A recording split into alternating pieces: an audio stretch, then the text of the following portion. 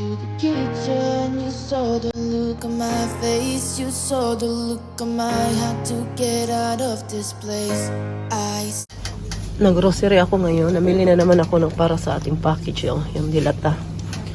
Ipadala natin yan. Namimili din ako dito ng mga biskuit. Kasi Martes kukunin na yung package ko. Tapos hindi ko pa siya natapos. Dahil nag-ano pa ako. Tingin-tingin pa ako ano yung dagdag kong padala. Yan sa amin. Ito masarap din ito. Masarap din ito. Tingin-tingin muna tayo dito. Masas to da. Tingnan mo, binili ni Mami Rose. Sige na, pakita nila. Awa. Nag-sale ngayon ang ano ba, operasyon. What is that of English, Fiona? Kinder Joy. Kid Joy. Kinder Joy. That's not English. Soll ich das helfen? Yeah. Come give Mama. Tasche. Ha. Sa uwi lang po namin. Dahil binili ako kasi. Mami los, Maria. Sino yung isa? Wer ist das? Ja, kannst du lesen? Mir Huh? Papa. Ano yan? Mir Papa. Nein. Mir Papa. Lies mal jetzt richtig. Ich kann noch nicht Das ganz. ist O. Oh, Oliver Gagas. Oliver Cagas. Ito po yung binigay ko kay Fiona. Nag-sale ngayon sa review ba? Padala ko sana yan sa package ba? Kasi yung kapatid ko lalaki sabi niya, bilhan ko daw siya ng ano. Hey, is cookie ba? Das ist Harry Potter. Harry Potter ang laruan na sa loob. Put it on Huh? Was ist das? Put it in the ground. I will display it. Das ist gut oder nicht gut? Das ist Sticker, oder? Ja, den Sticker. Ito siya, oh, Harry Potter. Minsan mga gandang laruan na sa loob nito, ano. Kinder Joy. Nag-sale siya ngayon sa review. Grabe yung ulan. Ay, nabasa ang kilay. Nabasa ang kilay ni Mami Rose. Ginoo ko. Itong hikaw ko, nabili ko to doon sa Osnabrück. Kay ano to, kay Lizelle. Yung kaibigan ni Pamela na taga Hamburg. Kung gusto po ninyo mag-order sa kanya.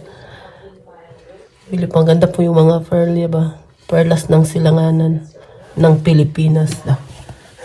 Pakainin ko muna si Uma ha. Kaya kumakain siya ngayon. Ito tong anak ko isa. Hindi nakalabas dahil gusto sana mapunta nila sa ano, playground. Kaya lang umuulan. Punta muna ako kay Uma. Tingnan niyo si Uma. Ang taas ni Uma ngayon. Uma! Bakit ang taas mo? Ang bed ni Uma tinaas ni Martin para makita niya yung view sa labas ba? Oh,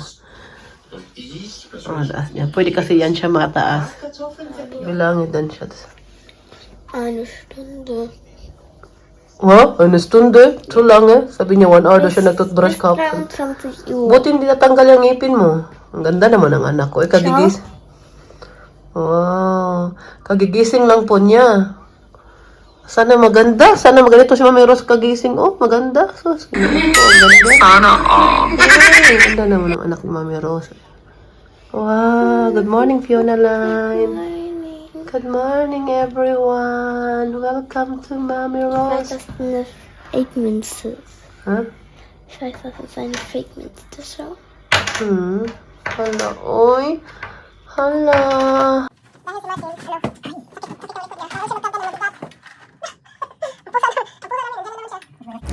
Ako lang mag-isa na grocery. Hindi ko kasama si Martin. Si Martin nasa auto lang. Suot natin ang ating damit na Laban Pilipinas, bagong mukha. May prinsipyo, may. Hindi ko na alam pala kantahin yan. Tapos na tayo. Yan si Martin, oh. Hold up. Oh nein. Hast du Geld? Heißt nicht hold up, das heißt hau ab. Hold up. Hau ab. Hast du Geld? Nein. No money? Wala. Wala man. Ang ganda ng weather ngayon. 26 degrees na. 22 pala. An den Aufstiegsplätzen sind aktuell noch Tabellendritter. Kommen jetzt mal über die linke Seite. Könnte die Flagge reinkommen und dann vertändeln sie da aber den Ball. Die arbeiten sich immer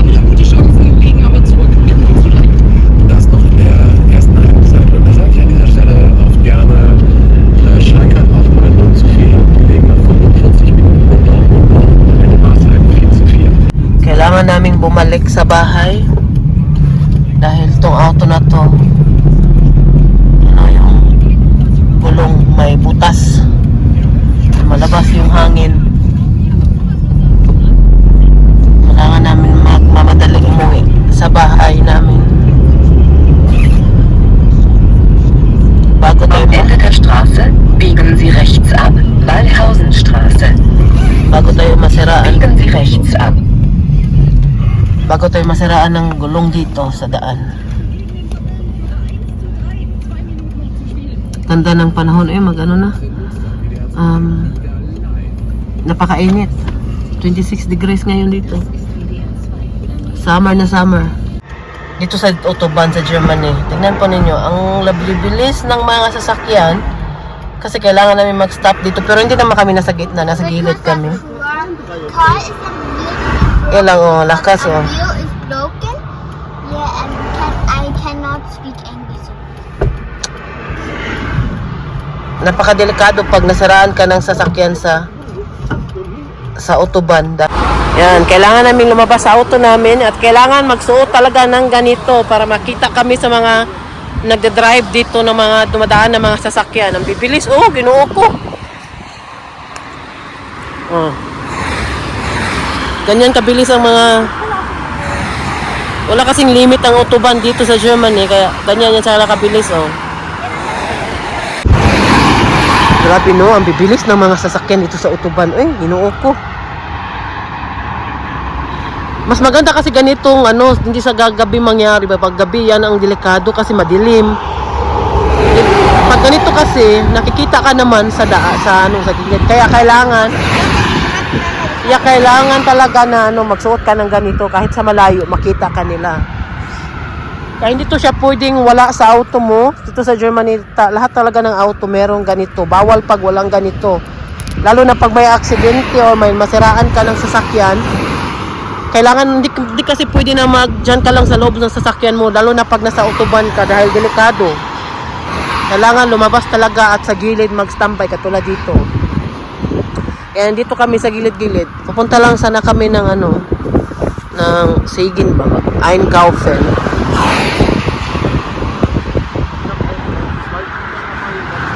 Tumawag na si Martin sa mag-rescue sa amin. Open your eyes. Guck mal mir raus. Weißt du, ne? Ja, da habe ich noch was gesehen. Ja, so bei Beim Kochen war das so. Hä? Bei der Kochsendung, ne? Ja. Honigameisen. Ja, das ist Sebastian, ne? Der Sebastian, ne? Sebastian Lebe? War das Sebastian oder war das... Der war Sebastian. Das war Sebastian. Der hatte so... Oder es war...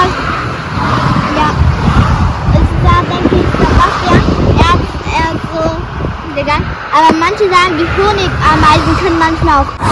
Weil das ein Diesel war, der hat weniger gefrisst und das geht jetzt billiger. Tingnan po ninyo, bibilis po ng mga sasakyan na sa likod namin, Sag wala. Oh, der ist auch Ja, teuer. der braucht Benzin. Benzin ist ungefähr 14 Cent teurer als Diesel. Und der Passat hat Diesel gebraucht. Und Diesel braucht der Passat wesentlich weniger auf 100 Kilometer als der hier Benzin. Diba? Ang bibilis ng sasakyan.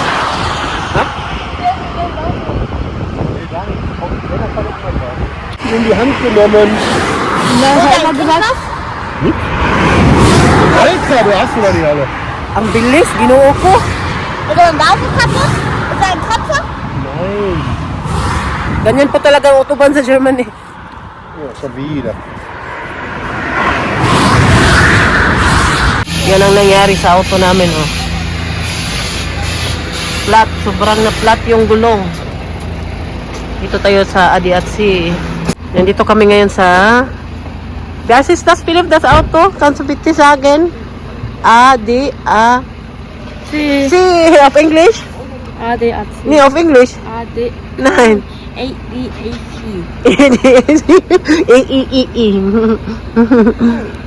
Oh, das is Autobahn. Yan po ay highway po. Yan, Autobahn din yan. Ginoo ko. Oh, grabe yung mga autobahn dito, di ba? Kung ano nila ginawa yung autobahn dito sa Germany. Ay, train! Dumating na ang train ni Oliver Kagas. Ito ang nag-rescue sa amin, oh. Buti na lang kasi member man si Martin yan. Nagbabayad siya ng, every year nagbabayad si Martin dyan. Sakaling masiraan kami ng auto sa autobahn, kung kahit saan, i-rescue kami ng ADAC. Yan. I-rescue kami, tawagan lang. Yan ang maganda pag member ka ba. Wala ka nang problemahin, wala ka nang iisiping bayad. Dahil bayad na nila lahat. So papalitan na ng bagong gulong yung auto namin. Yan ang nangyari sa auto namin nung nag-stop kami doon sa autobahn. Lahat kinuha ni Martin dito sa bag. Nilagay ko kasi yan dito lahat. Tapos sa mga auto po dito sa Germany, dapat meron talagang ganito. Yan. Ito po yung para sa first aid kung may mga aksidente.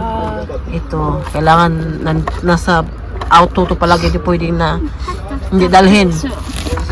Yan dami namin, di ba? Isa talaga. Kung ilan ang kasya ng auto. Weißt du, wie das Ding da rankommt? Kaya na 5 din. Nasa bahay na po tayo sa wakas. Salamat sa Diyos at nakauwi kami na ligtas. Walang nangyari sa amin. Dahil nga doon sa auto namin na, bigla na lang siya na flat ang gulong. Tapos, papunta pa lang kami, nung paalis na kami, gusto namin pumunta ng Sigin dahil meron kami bibili, mag-grocery kami.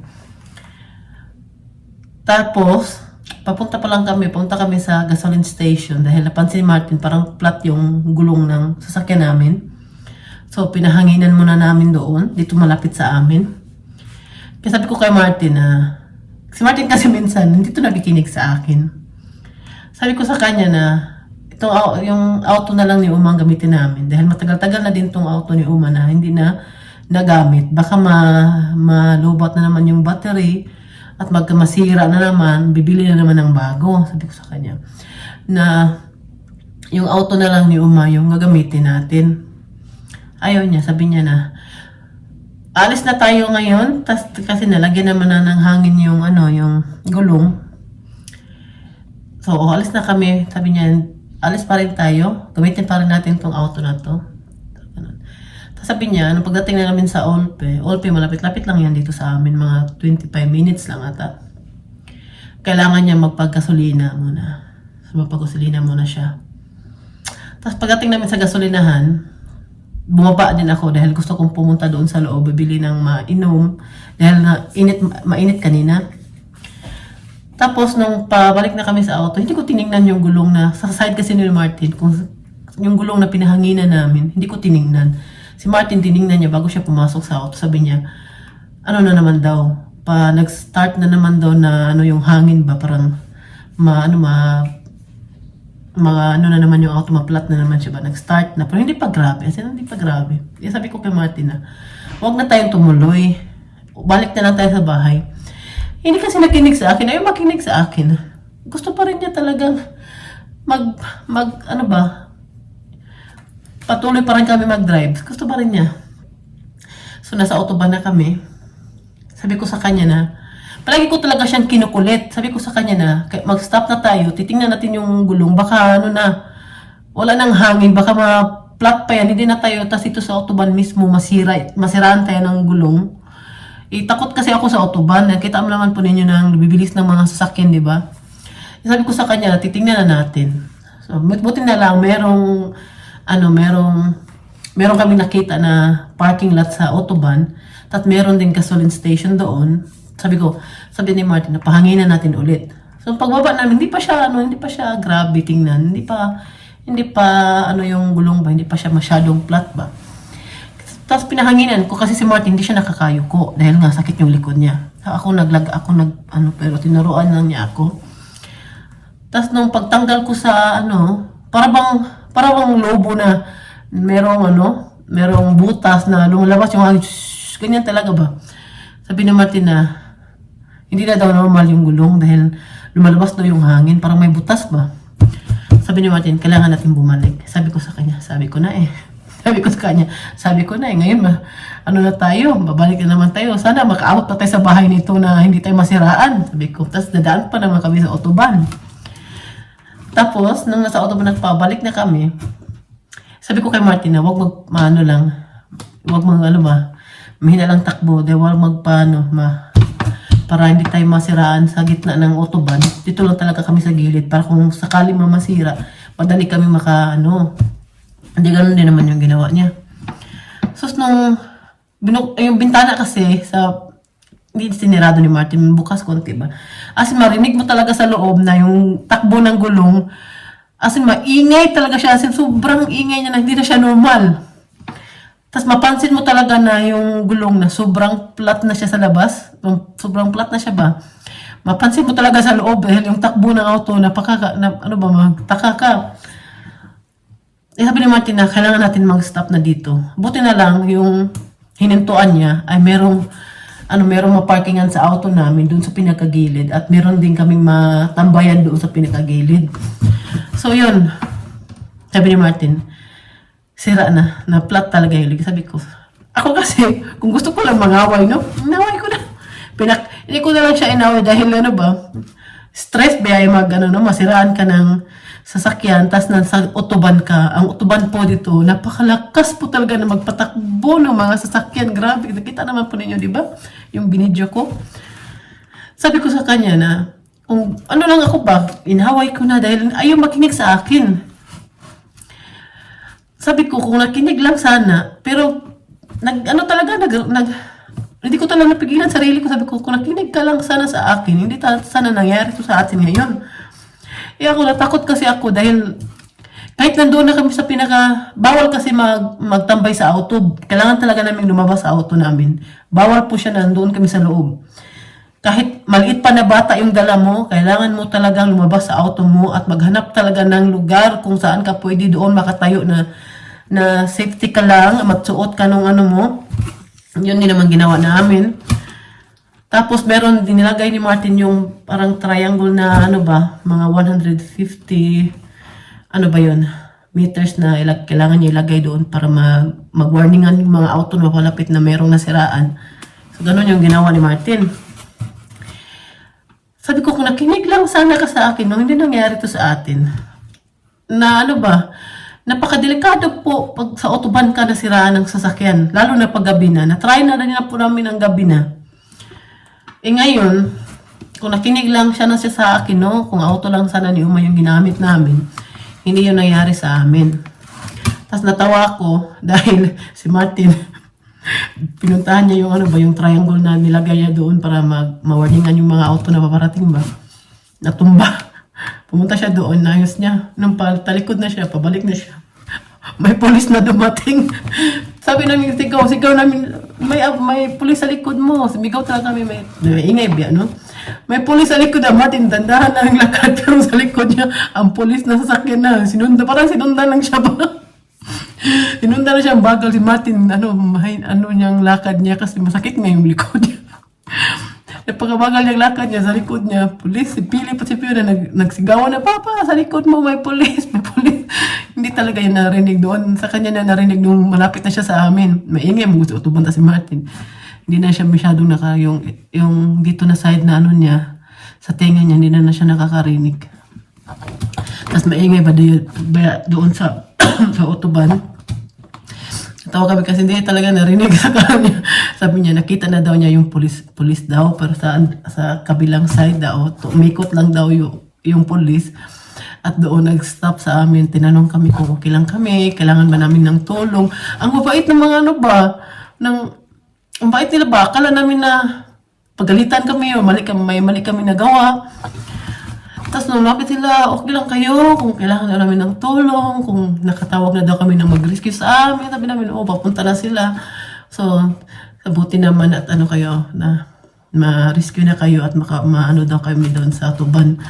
So, doon bait ng pulis, nagminto lang sila para tanongin lang na kung okay lang kami. Tapos nag-grocery na kami. Tapos, dumating na yung nag-rescue sa amin, dinala na kami doon sa nila. Doon inayos yung auto namin. Tinanggal yung gulong. Sus, nung pagtanggal sa gulong, merong sira sa gulong. Kaya pala na ganun. Sabi naman nung nag-ayos, napakaswerte ninyo, naswertihan kayo na walang nangyari sa inyo. Dahil posibleng na pag nasira to, tapos nag-drive daw kami sa autobahn, di malakas, pentakbo niya sa autobahn, no? Mag-start talaga ang autobahn at ng 100 ata. Hindi ko sure, basta 100. Hindi ka pwede mabagal sa autobahn dahil sa likod mo lang, marami nang mabusina sa'yo. Sabi niyang nag-ayos na, naswertihan kayo dahil walang nangyari sa inyo.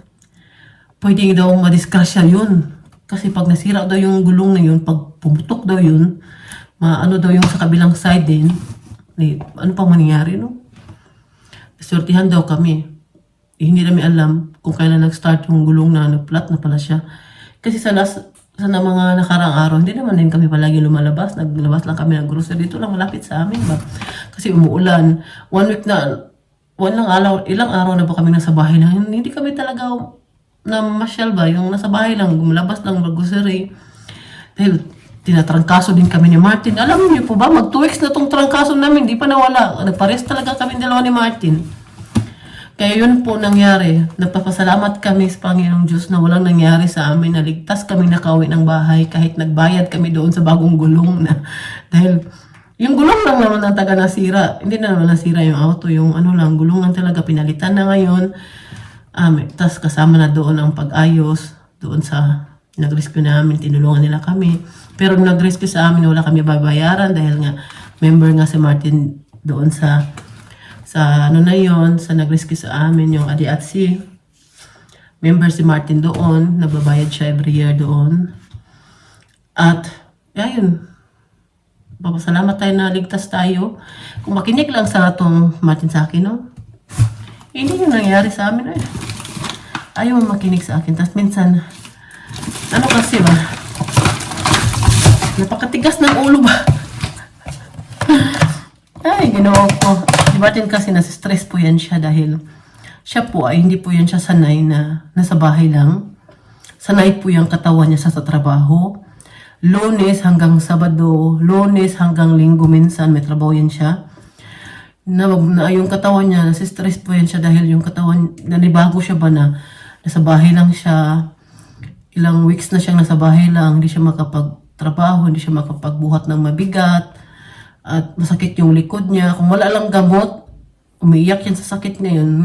Sabi ko sa kanya, kung itry niya, huwag siya minom ng gamot dahil alam naman po natin yung pain reliever, no? Yung ibuprofen, may mga side effect din yan. Sabi niya, kung walang gamot, hindi din niya kaya. Talaga. Masakit talaga yung likod niya. Kaya kunting tiis na lang, yung appointment niya sa doktor. Sabi ko, nasa-stress yan siya dahil ilang araw nang umuulan, hindi kami nakakalabas kahit lakad-lakad lang. Bibili lang kami ng pagkain, tapos bahay na naman. Nasa-stress siya dahil tinatrangkaso pa siya. 2 weeks na yung trangkaso namin. Grabe yung ubo niya, grabe yung sipon niya. Tapos masakit pa yung likod niya. Sa unang week ng trangkaso niya, grabe po. Si Martin hindi nakatulog ng ilang gabi dahil hindi niya alam kung anong posisyon ng pagtulog niya. At tuwing inuubo siya, nagkunik ito sa likod. Sakit talaga. Magsigaw-sigaw siya sa sakit. Sabi niya, hindi mo ako narinig. Nagsigaw-sigaw ako sa sakit. Sabi ko, ako kasi matulog, no? Kahit siguro mag-umulan ng pera sa labas, no? Umuulan ng ilaw. Hindi ko minsan yung marinig yan. Grabe ako matulog. Sobrang talaga matulog. Kahit gaano pa yan kaingay, makatulog talaga ako. Kasi Martin, iba yan siya kahit kahit kunting ingay lang, kunting sigaw lang ni Philip na. Nagising agad yan siya. Kaya grabe po yung niya ba dahil nga stress siya. Dahil yung kalusugan niya, yung likod niya. At tinatrangkaso pa siya. 2 linggo na sa akin ngayong Lunes, 2 linggo na to. Narinig po ba ninyo yung boses ko? Pero alam po ba ninyo, hindi po ako uminom ng gamot ngayon. Kundi umainom lang po ako ng mainit na lemon tuwing umaga bago po ako kumakain. Yan ang talagang iniinom ko. Hindi ako uminom ng gamot ngayon. At wala naman ako masyadong ubo. Yung sipon lang talaga ang meron ako. At hindi din masakit yung ulo ko. Ito lang talaga yung ilong ko. 2 weeks na. Mag 2 weeks na ngayong Lunes. Ganun pa rin. Sipon na mula na nga itong dito ko. Tapos minsan masakit na to yung dito ko ba. Tapos yung lips ko, din, napaka-dry din. Masakit din siya. Kaya yun po, nag-grocery na lang din kami doon sa Sigin. At nagutom po ako kanina. Buti na lang kumain talaga ako ng isang tinapay bago kami umalis. Kundi, nakuyapan ako doon. Sa gutom. Tapos, 2 hours din kami nag-antay doon ha. Hindi din dumating agad dahil may ni-rescue pa na una. Tapos kami ang sunod. Ay, Ginoo ko. At least na ligtas kami. Nakuwi kami ng bahay na ligtas. At kahit ganun man nangyari, kahit ganun man nangyari, importante, walang masamang nangyari sa amin. Lalo na kasama pa namin yung mga anak namin, di ba? Kaya pakainin ko po muna si Uma dahil may binili po ako doon sa Globus. Bumili din po ako ng salad. Bumili din po kami ng mga magluto ako mamaya ng sinigang dahil gusto kong sumigop ng sabaw. Ito, patatas. Ito din, sa akin pala ito. Tingnan lang. Bumili po ako ng baboy, mag 3 euro siya, full. Mga buto-buto lang siya, ng baboy. Masarap to ba? Lang ba? Masarap tong gawing sinigang. Tapos pili din ako nitong para sa ating sinigang. Ng lang gulay. Para, nakalimutan ko, hindi pala makain si Martin ng baboy. Ako lang pala kakain ito. At bumili din ako nitong manok kasi gusto-gusto to ng mga anak ko. At bumili din ako nitong, din to siya, baboy din to siya. €2.38 lang din. Isang lang to, isang malaki naman ng buto dito. Ilagay muna natin dito sa Tapos pakainin natin si Oma. Nag-dress na tayo dahil mainit na sa Germany. Uy! Mainit na ngayon, 26 degrees kanina. Kaya nag-start na tayong mag-dress. Diba? Nakita ko pa talaga sa inyo yung suot ko. At saka, yun na lang po. Yun ang yung binili namin. Kunti lang dahil nag-grocery na nga kami kahapon. At i-end na po natin dito. Kasi medyo mahaba na po to. Maraming salamat po sa inyong suporta. At sana hindi kayo magsasawang panoorin si Mami Rose at aking family. Maraming salamat po sa inyo. Mag-iingat po kayo palagi. At happy weekend! Bye! Living the highs and